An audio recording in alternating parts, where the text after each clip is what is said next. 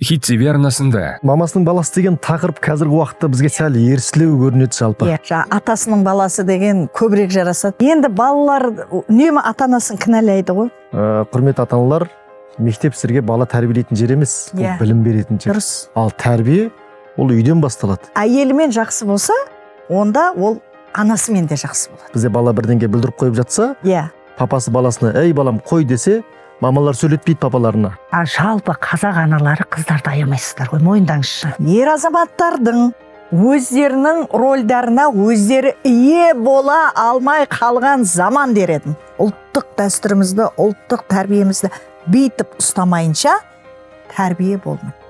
Журналист Меруерт Айтенованың авторлық бағдарламасы отбасы құпиясында қонақта болған педагог Күлшар Сахиева мен конферансье Ердос Сұлтановтың қызықты талқысын тамашалаңыздар. Осы сенбі 20:15-те.